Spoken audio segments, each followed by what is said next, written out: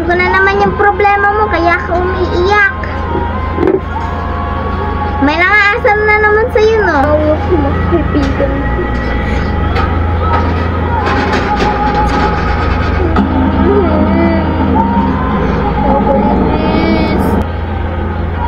Bakit kasi napakatigas ng ulo mo? Kaya ka pinapagalitan ng teacher mo, diba? Bang ano? Ano kasi ginawa mo? Kasalanan kasi ito ng kaibigan ko kasi binubuli niya ako tapos binuhusan ko siya ng tubig tapos nagalit yung nanay niya sa akin. Papapunta daw sa guidance office. Kasalanan kasi yan ng kaklase mo. Kung hindi ka binuli, sana hindi mo siya bubuhusan ng tubig. Tama lang yung ginawa mo. Tamang-tama lang talaga yan.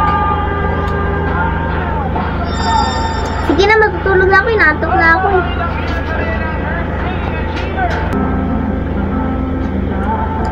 Chixie! Ano naman daw itong sinabi ng teacher mo? Bakit daw kasi kayo nag-away ng best friend mo?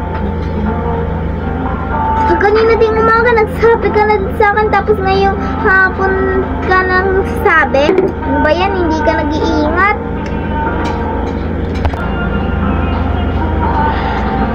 Binalikan kita kasi alam mo na.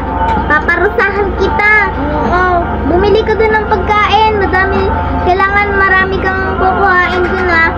Ayan na yung ganti ko sa'yo. Inis naman. Sige na nga. Nautos mo na sagog na ba lahat ng mga pinatindak sa'yo?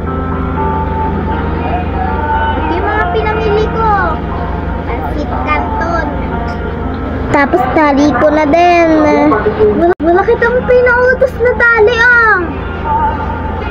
Ay, gusto ko lang naman bumili ng tali. Dahil malapit na ang school, no? Wala akong pang tali. Magagalit na si mama. Meron din pala ako dito biniling school supplies, ma. Salamat ka dito kasi sa akin. Best friend po naman ako. Ayan, mahal-mahal ng gastos dyan. 25 isa ang notebook. Yung mga library ko dito, ng mga tinago ko. Bakit kasi parang sinasabi lahat ng tao magkamukha kami ng best friend ko? Library ko, saan? Nawala yung library ko, ah. Saan ba yung library ko? Ito, library ko.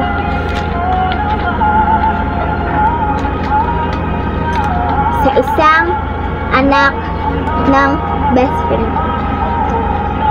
Ito yung library ko, eh. Nainiwan ng nanay ni Kim. Ang nanay ko ay kapatid ko ang aking best friend.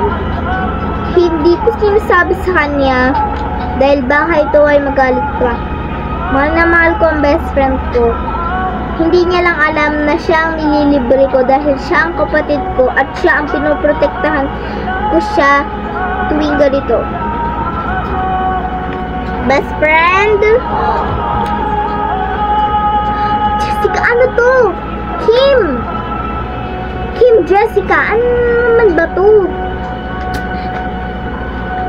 Bakit ba kasi hindi mo agad sinabi sa akin na magkapatid tayo? Nakakaya sa mga tao na hindi natin alam ang isa't isa. Ewan ko sa'yo, hindi na kita pagtatanggol kahit kailan. Kahit hindi ba din ako pagtanggol kahit kailan. Sorry! Sorry! Sorry!